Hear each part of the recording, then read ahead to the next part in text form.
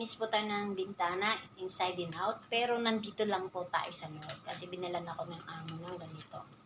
Una, lalagyan natin yung kamay natin dito. Yung tali. Tapos, pangalawa, na-sprayan ko na siya. Tapos, itipikit lang dito sa loob itong hawakan. Tapos, yung isa is ganyan. O, diba? So, gagawin lang natin. Para ka lang naglalaro. O.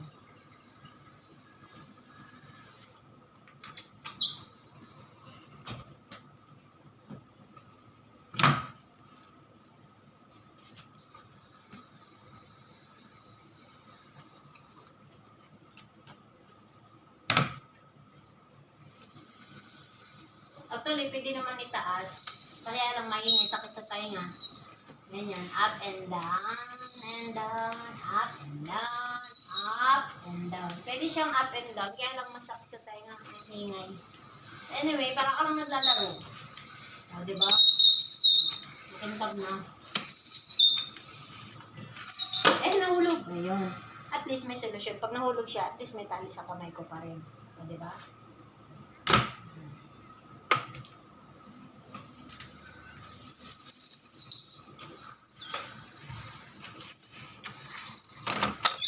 Nahulog na naman. Nasaan na? Nakakatuwa. Parang may laruan lang. Ganun lang yun.